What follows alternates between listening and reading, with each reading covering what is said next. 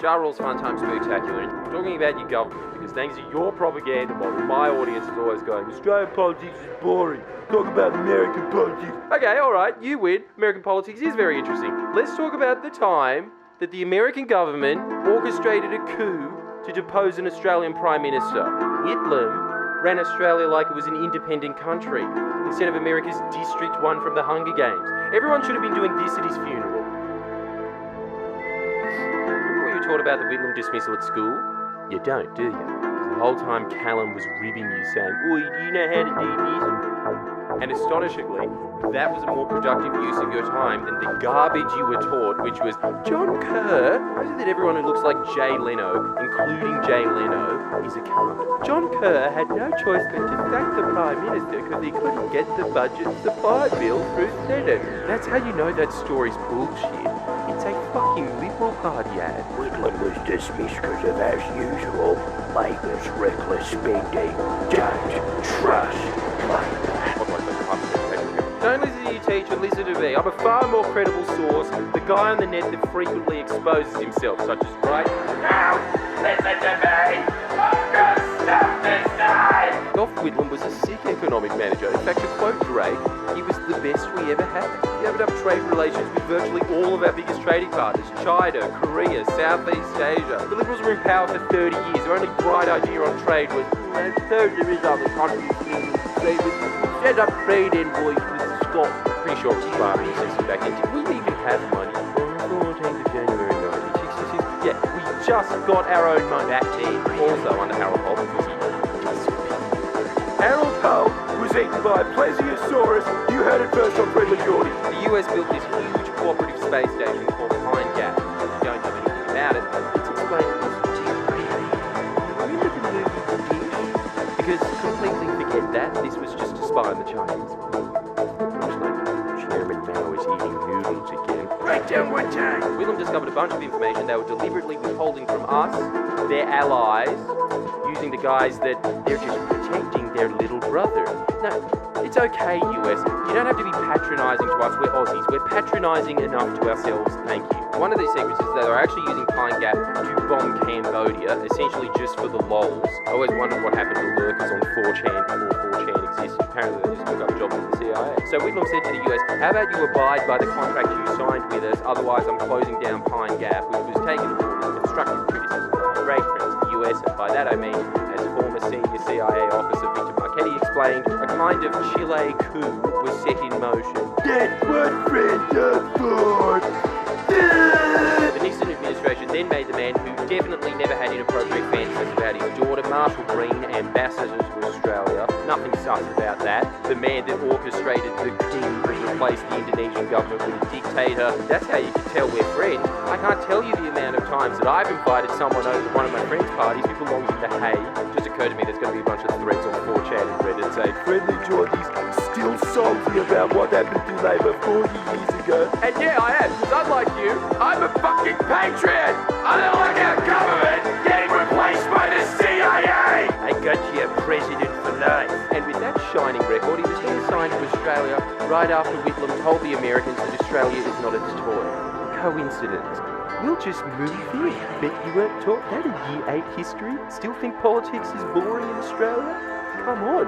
How is this less interesting than Feminists Getting Owned on Campus Volume 600? He then had CIA operatives infiltrate both major parties, the trade unions, the bureaucracy of Australia, and then bugged Parliament. Why are we not taught this shit? Nor were we taught about the fact that the CIA offered the Liberal Party $24 million laundered through an Australian bank to beat the Whitlam government. Can you imagine how much $24 million would have bought you back then? Would have made even Kai Palmer go, now there is a limit to how many ads you can cram on television. Murdoch was taking care of that. He was running a campaign that was so biased against Whitlam that it made even his own goons walk out and protest. Can you imagine that? That was like Andrew Bolt one day coming on TV and going, I'm starting to suspect that Sky News has a pro-Liberal slant. As such, the Liberal Party knew their days were numbered, and this is why Jim Cairns and Gough Whitlam should be buried alongside the tomb of the unknown soldier in the tomb of the well-known bosses, because they, having known that they were about to get kicked out, tried to desperately nationalise this nation's mines by setting up loans wherever they could find them, because the Treasury, stacked with little goons over the last 30 years, and let's be honest, probably the CIA, was refusing to take orders from the elected government. This is how dire the situation was. They had to go behind the government's own back, our elected officials, because the deep state was working against them. Enter John Kerr. Matt, take up a picture of a mangy dog for that, because this is the definition of what a cur is. Cur, the lowest class of nameless dog. Shit, Jay Leno was deeply involved with the CIA. He was a member of such organisations as the Australian Association for Cultural Freedom, that was CIA funded. The CIA paid for his travel expenses and propped him up to the position of Governor General. The CIA referred to him as, quote, our man, and discussed the Whitlam problem with the head of the CIA and the MI6, where he informed them that, quote, Kerr did what he was told to do.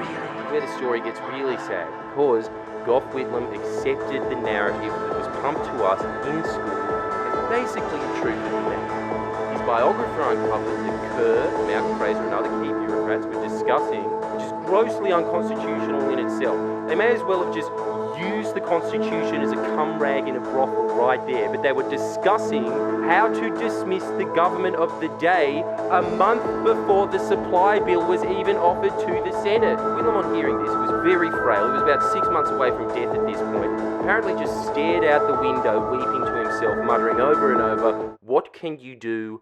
What can you bloody well do? Then, just as another huge coincidence, the filthy mutt Governor-General decided to dismiss Gough Whitlam on the day that he was scheduled to talk to Parliament about the CIA infiltrating the major power bases of Australia and bugging Parliament. Parliament refused to accept Gough Whitlam's dismissal, at which point he shut Parliament down. Fraser was then elected because of the people, and as we all know, people is just media code word for Murdoch decided to end the chaos, which he started. Nice one, Murdoch, as always, thank you so much. And some of the very first actions of Fraser was to dump the notion of Australian nationalised his mines and made it even easier for foreign mining companies to apply for mining licences here. That was one of his first acts, and he shut up completely about Pine Gap.